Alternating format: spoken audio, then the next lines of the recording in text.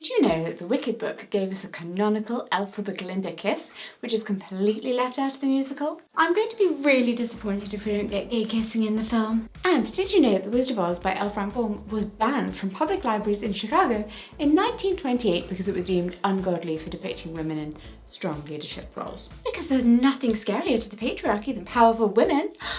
Misogyny jazz hands. Hello lovely people, I'm Jessica, my pronouns are she, her, and today I want to celebrate the release of the new Wicked film by not talking about the incredible pink-green PR campaign that we have been bashed over the head with for what feels like the better part of 3 years now. 3 years? 3 decades? It's been a while. Because the witch lore is so much deeper and more interesting than you might realise. So, let's settle in. Go on a journey into how incredibly weird Oz really is and discover the real-life inspiration for the powerful witches in Baum's writing. Joslyn Gage was a suffragist, abolitionist and writer, and she was also Baum's mother-in-law, but a good one. This isn't a weird, I hate my mother-in-law so I made her into a bad guy, so ingrained into the cultural psyche that you can now buy Halloween costumes of her. I love the world that Gregory Maguire creates in Wicked, The Life and Times, The Wicked Witch of the West, and I'm very excited to watch the new film, but I was even more excited to discover the radical feminist who influenced Baum's original writing. And if forgotten feminist figures from history sounds like your kind of thing, then make sure to hit the subscribe button below and you'll be notified when I post new videos about disability, chronic illness, queer culture and parenting as a lesbian. And a disabled girl. So Baum's books are surprisingly progressive in certain aspects, or they certainly were in terms of strong feminist characters when they were published in the early 20th century. And while the Wicked musical is brilliant, it definitely deviates from Maguire's novel in places, and perhaps most notably in terms of the book's radical political themes. Class warfare, you say? Sounds timely. Gage died 3 years before Baum's first The Wizard of Oz book was published in 1900. Her short obituary in the New York Times describes her as one of the suffragists' most effective lecturers. Yet today, very few people know her name. And I'm sure Gage herself would be the first to point out the irony that most people will only learn about her because of her connection to a much more famous man, despite how impactful she was to early women's rights activism in the US. So, let's talk about the woman who inspired the Wicked Witch. There are absolutely no spoilers for the new Wicked film ahead because I have a toddler and no babysitter. Before we dive into the story of Matilda Joslyn Gage, let me introduce you to something magical for your online safety. It's Surfshark VPN. Surfshark is a virtual private network or VPN service that keeps your data secure, hides your IP, and lets you unlock region-restricted content. Do you want to stream something unavailable in your country, like The Wizard of Oz or other classics? Well, Surfshark makes it possible. Plus, with one account you can protect unlimited devices, meaning your whole family can enjoy safe browsing, whether it's on phones, laptops, tablets, or your TV. Hi for people watching on TV. Hi. So nice that you allow me into your living room. This holiday season, Surfshark is offering 4 extra months at an unbeatable price, but hurry, it is a limited time deal.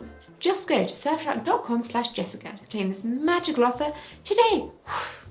Or, scan the QR code on screen right now. I'll be honest, I do find QR codes kind of magical just in and of themselves. Setting the stage, the progressive politics of Wicked and the Wizard of Oz. So the new Wicked movie is a film based on a musical, which is based on a book, which is based on a film, which is based on a book. Did you know that the Wicked Witch wasn't green in the original books? The green skin that is synonymous with the character today actually comes from the 1939 film adaptation and was likely made largely because the film was shot in Technicolor, then a fairly new innovation, and they just wanted to show off. Also, why the sparkly shoes are red. Most of us probably know The Wizard of Oz as the film. It is based on a book, but it's not just based on one book. There are multiple books. And in the second book of Baum's original series, The Marvelous Land of Oz, the protagonist is Tip, who is understood by everyone around them to be a boy at the start of the story, but is later revealed to be Princess Ozma, who was transformed to look like a boy in order to be kept hidden. She was literally assigned male at birth, not by a doctor, but by the witch who kidnapped her. And when her true identity is revealed, she's never dead named or misgendered. Although Baum wasn't intentionally writing a transgender princess in 1904, that is undeniably what he did. Meanwhile, as journalist James Fractura points out in a 2024 article for them, fans of Maguire's 1995 novel have long believed that Elphaba is intersex. And there are actually multiple textual references to support this, and the ambiguousness of the witch's sex at birth, as well as her general presentation. The passage describing Elphaba's birth includes an exchange between the women who delivered her, in which they can't come to an agreement about whether Elphaba is a boy or a girl. They just look at the green baby and try and decide whilst describing the baby's genitals. It's a whole thing. While the fishwife describes Elphaba as another willful boy, the crone asserts it's a girl. Some of it's a bit too descriptive. A choice. Intersex is an umbrella term that refers to people whose bodies fall outside the rigid societal and medical binaries of male or female. Intersex people might have variations in their chromosomes, genitalia, or internal organs like testes or ovaries, and there's roughly the same percentage of people who are intersex as people who have red hair. As Fractura writes, Elphaba's ambiguous gender is a consistent part of her lore throughout the book, so much so that it's discussed on the first page. More notably in an intimacy scene with Fiyero, the jock of the novel's love quad, Elphaba won't let him touch her from below the waist. From Fiyero's point of view, he spots an odd shadow near the groin, or was it a scar? If it's not a queer thing, what is it? What is happening? Right. None of this is mentioned in the musical, but making Elphaba explicitly intersex, or maybe a trans woman, would be an incredible choice for the new film to make. It doesn't deviate from the canon of Maguire's story, while also adding an element of Elphaba's otherness in order that is a reflection of the current political climate, that it feels with in line with what he is trying to say in the book. Because honestly, what is he trying to say? If it's not that she's intersex, what is it? I think it's worth pointing out that Maguire himself is gay and has spoken about his less than positive feelings about how the musical adaptation changed parts of Wicked, especially the ending, and how he very intentionally wrote the subtext. While The Wizard of Oz was so beloved by LGBTQ+ audiences that asking if someone was a friend of Dorothy was a way to inquire whether or not they were gay, and you can't tell me that the lyrics of Defying Gravity aren't incredibly queer. Especially, too long I've been afraid of losing love, I guess I've lost. Well, if there's love, it comes at too high a cost. The true queerness of Maguire's book doesn't make it into the musical. And by that I don't just mean the kind of sapphic enemies to lovers, romance. Come on, they cannot feel this much passion and not feel this much passion. But the queerness of our collective liberation, of being able to imagine a radically different world and bring about the revolutionary change needed to make it happen. As Tracy Ann Duncan wrote for HuffPost in 2024, destroying fascism is the sexiest thing I can think of. Though, just in case you thought I'd made up Elphaba Glinda kissing to continue to get you to watch the video, here's the quote from Wicked itself. She put her face against Glinda's and kissed her. Hold out if you can, she murmured and kissed her again. Hold out, my sweet. Well done! What's this? Exciting news that I've been dying to share? Why yes! I have a new line of gorgeous merch. It is releasing today. It is shipping globally. It should, in fact, be visible in the merch shelf under this very video, but you can also click the link to my Shopify store in the description down below. The collection has a vintage aesthetic, of course, with original artwork from the incredibly talented Gemini from Art of Gemini H on Instagram, who did a really great job of making my ideas come to life. I hope you love the designs as much as I do. I really wanted to create things that spoke to my channel but were very wearable and relatable. The collection centres around violet and historic botanical symbols of queerness. If you've seen my video about the colour purple, you will definitely know all of the queer symbolism behind violet. The association between violets and the queer community can actually be traced all the way back to ancient Greece and the poet Sappho. And then you have the green carnation, the symbol of homosexual desire, aesthetic dandyism, and just jolly fun for all you Oscar Wilde lovers. But we also have disability representation, of course. Let me know which of these first pieces is your favourite. I'm biased and I love the Kissing Girls, because they look like Claude and I. I haven't done much for a while, so we are starting with a limited collection of t-shirts, badges, stickers, and a hoodie just to test the waters and see if you like it. And if it does well, we'll expand into other types of items. I really appreciate the support from my amazing community. You are all so wonderful, and I really wanted to create something that you would enjoy. So let me know what you think and what you would like to see next. Make sure you snap up something now by clicking the link in the description, using the YouTube shopping feature, or visiting jessicashthecloset.myshopify.com. You can also scan this QR code right here. We made it. I'm just impressed that I learnt how to make a QR code. With Elphaba being played by the incredible and bisexual Cynthia Erivo, I cannot say her name. Cynthia Erivo, it feels like the film could really lean into the queerness that the musical ignored, and the press around the film's release certainly seems to be hinting that it's a possibility. Duncan points out that Ariana Grande, who plays Galinda, said in an interview that she thinks her character might be a little bit in the closet. So I would like to say that I am cautiously optimistic. But ultimately, I feel that even almost a full 3 decades after Maguire's book was published, parts of it are still seen as just too radical for a mainstream audience. For example, there has only been one other black woman to play Elphaba in a professional production of the musical before Erivo, Alexia Kadim, who, when asked about whether the industry was getting more inclusive in an interview for London Theatre with Beth Bislop earlier this year, said, "We still have a long way to go. We're still not reflecting enough different backgrounds, ethnicities, disabilities, and sexualities." Similarly, there has never been a disabled actor cast to play the one disabled character in Wicked until Marissa Bode, who plays Nessa Rose in the film. Which isn't an issue exclusive to Wicked. We're in a period where casting disabled actors to play disabled characters is, rightly, celebrated, but is still far from the norm. And Bode has spoken about how many aggressive and ableist comments she has received, and points out how this isn't a case of disabled people needing to take a joke, even though that's what we're usually told when we talk about this kind of thing. I'm just going to share a clip from her TikTok where she can speak in her own words about this. Aggressive comments and jokes about Nessa's disability itself is deeply uncomfortable because disability is not fictional. At the end of the day, me, Marissa, is the person that is still disabled and in a wheelchair. And so it is simply a low-hanging fruit that too many of you are comfortable taking.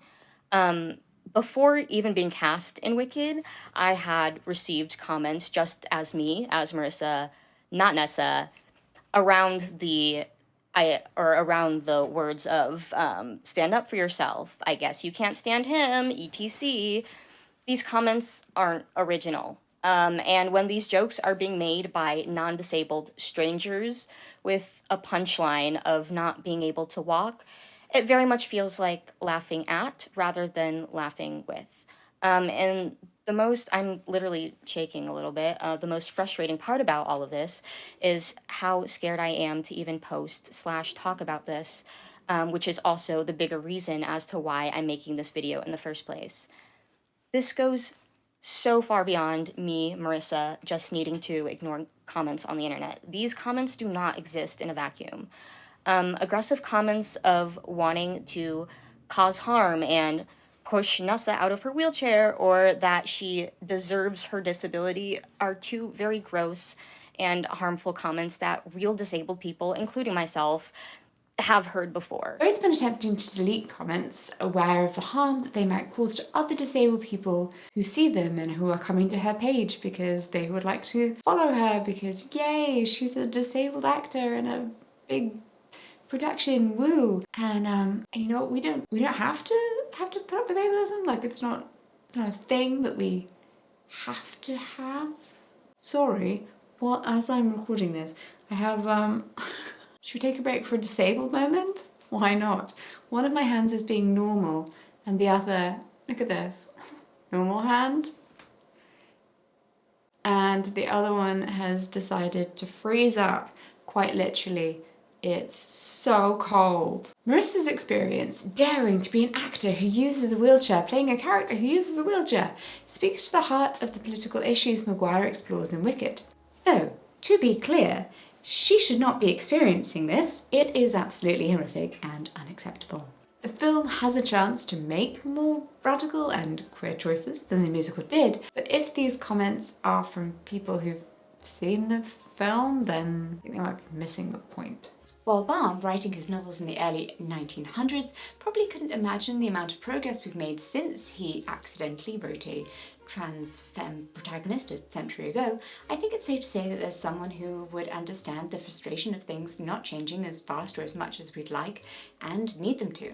Ahead of women who were ahead of their time. Matilda Joslyn Gage was born in Cicero, New York on the 24th of March, 1826. It's believed that growing up, her house was a station on the Underground Railroad, a network of routes that helped enslaved people escape to states where slavery was illegal. Her father, Dr. Hezekiah Joslyn, himself an activist and abolitionist, taught her mathematics, Greek, and anatomy. Journalist Donna Didiota reports that Gage wanted to become a doctor like her father, but she learnt early that most meaningful doors were closed to women. When she was 18, Gage married a merchant, Henry Hill Gage. They had 5 children, and Gage was pregnant when the first Women's Rights Convention at Seneca Falls happened in 1848. Didotta writes that Gage took her 6-year-old daughter Helen with her to the Third National Women's Rights Convention in September 1852 and ended up giving a speech, wowing those already active in the suffrage movement with her knowledge of women in history and her belief that women could lead productive lives outside the home. Shocker.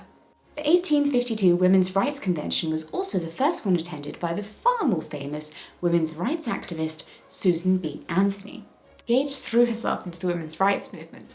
Together, Anthony, Elizabeth Cady Stanton, and Gage wrote the first 3 volumes of the history of women's suffrage. They were known collectively as the Triumvirate and founded the National Women's Suffrage Association in 1869. A piece for BBC's Rediscovering America series notes that much of Gage's work within the NWSA took place behind the scenes, organising conventions, writing editorials, editing suffragist newspapers, and circulating petitions. Gage was a prolific writer. She was the editor and publisher of the National Citizen and Ballot Box, and while Stanton and Anthony were corresponding editors, Gage did the brunt of the writing. In her biography of Gage, Born Criminal, Matilda Joslyn Gage, Radical Suffragist, Angelica Shirley Carpenter explains that the National Citizen published letters and first-hand accounts of women's experiences. Editorials offered a feminist perspective on marriage customs, a word I can't say on YouTube, labour laws, taxes, the status of women in foreign countries, and the church. So many of the foundational documents of the early suffragist movement were actually penned by Gage. Whilst helping to lead the NWSA in 1876,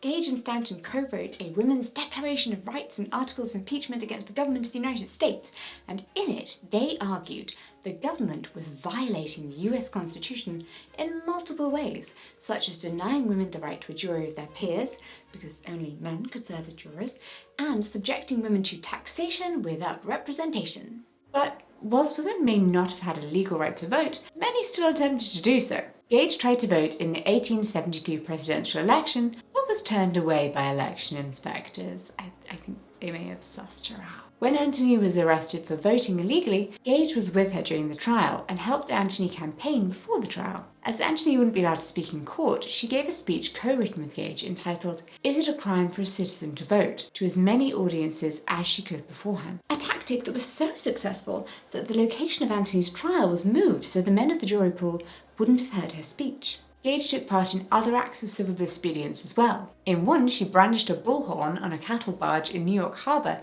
to protest the 1886 dedication of the Statue of Liberty, because women couldn't vote in national elections. So Gage and her fellow protesters saw the female symbol of freedom as a gigantic lie, a travesty, and a mockery, which is very fair. Gage didn't just want women to have the right to vote. She was an advocate for reproductive justice and bodily autonomy, and believed women should have the right to divorce their husbands. She was incredibly radical for the 1800s. Gloria Steinem, the American journalist and feminist organizer, described Gage as the woman who was ahead of the women who were ahead of their time. And Gage's feminism was incredibly intersectional for the 19th century. Gage was a white woman in the 1800s, but she was outspoken about other causes as well as women's suffrage, including signing a petition against the fugitive slave law when it passed in 1850, and advocating for Indigenous rights. In a piece for Ms. in 2020, Dr. Sally Roche Wagner writes that, in a series of admiring articles for the New York Evening Post, Gage accurately described the Haudenosaunee social and legal structure in which the division of power between the sexes was nearly equal, while the family relation demonstrated women's superiority in power. In fact, in the 1890s, the Wolf Clan of the Mohawk, a Haudenosaunee member nation, honorarily adopted her and gave her the name Hauronikenhawa, she who holds the sky. Gage's radical, intersectional approach to her activism is why she is so unknown today. Wagner argues that the way Gage has been erased is the result of deliberate actions taken by Anthony to distance the movement from Gage's radical ideas. namely that the church's hierarchies were inherently oppressive to women. Dodota agrees, explaining that Anthony allied with Southern segregationists and focused on securing the vote for women like herself, cultured, educated, and most importantly, white. Gage was relegated to the suffrage sidelines. In 1893, Gage was served court papers, summoning her to appear before a judge for breaking the law. Gage later wrote that all of the crimes which I was not guilty of rushed through my mind, but I failed to remember that I was a born criminal, a woman. Her crime, registering to vote. The verdict, guilty as charged. And actually, Gage never got to vote in a presidential election. She died in 1898, almost a quarter of a decade before the 19th Amendment was ratified in 1920, granting women the right to vote. Or, granting white women the right to vote at least, because white women were playing a game of respectability politics, believing that distancing themselves from black and indigenous women would make it easier for them to gain the right to vote. This isn't a fun fact, but it is important to acknowledge when we talk about early feminist movements or any aspect of feminism. Witches are just wicked women. What makes Matilda's connection to Balm and The Wizard of Oz even stranger is that Gage also wrote about witches. In a piece for The Guardian in 2018, Madeline Miller, author of the song of Achilles and Circe, writes that in the late 19th century, the suffragette Matilda Joslyn Gage asserted something revolutionary. The persecution of witches, she said, had nothing to do with fighting evil or resisting the devil. It was simply entrenched social misogyny, the goal of which was to repress the intellect of women. A witch, she said, wasn't wicked. She didn't fly on a broomstick naked in the dark or consort with demons. She was instead likely to be a woman of superior knowledge. As a thought experiment, she suggested that for witches we should just instead read women. Their histories, she intimated, run hand in hand. Basically, women with knowledge threatened patriarchal power structures. Power structures even today we're taught are natural. The misogyny jazz hands. Gage's magnum opus, Women, Church and State, was published in 1893. In the book, she wrote that, whatever the pretext made for witchcraft persecution, we have abundant proof that the so-called witch was among the most profoundly scientific persons of the age. The Church was profoundly stirred with indignation at her having, through her own wisdom, penetrated into some of the most deeply subtle secrets of nature, and it was a subject of debate during the Middle Ages if learning for women was not an additional capacity for evil, as owing to her knowledge had first been introduced in the world. In a piece for Bustle in 2018, writer Charlotte Hahn notes that even in 1986, parents were still trying to ban the book in Tennessee for its depiction of benevolent witches.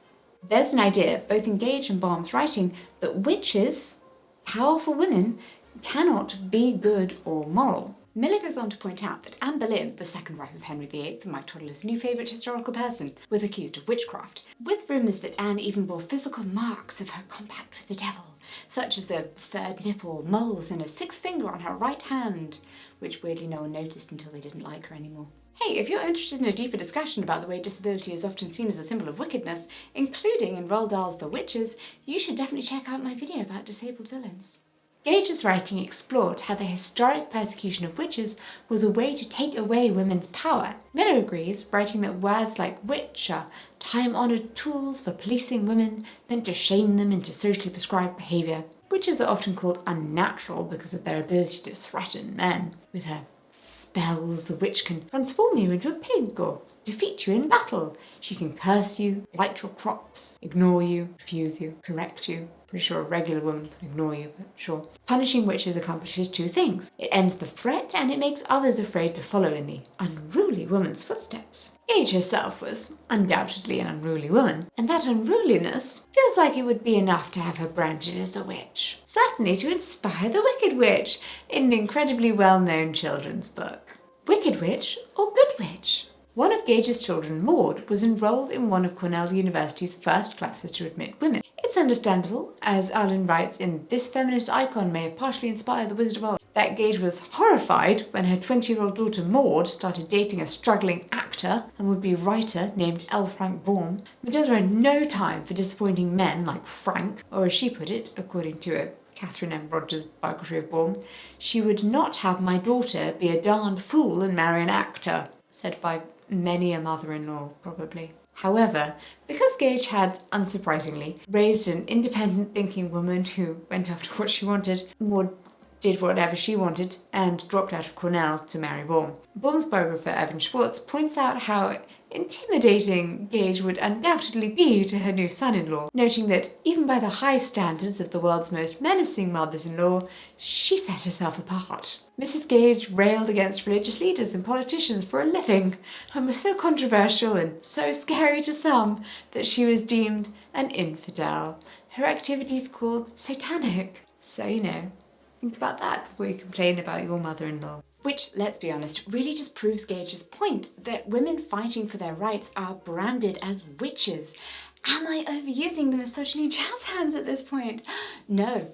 While it makes sense that Maud would have been drawn to a man who had already held some of the same radical views that she'd been raised with, it's also likely that Gage's politics influenced her son-in-law. Baum then went on to become the outspoken secretary of his local equal suffrage club, writing in a newspaper editorial, "We must do away with sex prejudice and render equal distinction and reward to brains and ability, no matter whether found in man or woman." Over time, Gage warmed to Baum. Well done, winning over the mother-in-law. In fact, in an article for Ms. in 2021, writer Jamie Jordan notes that Gage encouraged him to write down the stories he told his children, even sending Baum a newspaper ad for a story contest, writing on the enclosure, "Now you are a good writer and I advise you to try.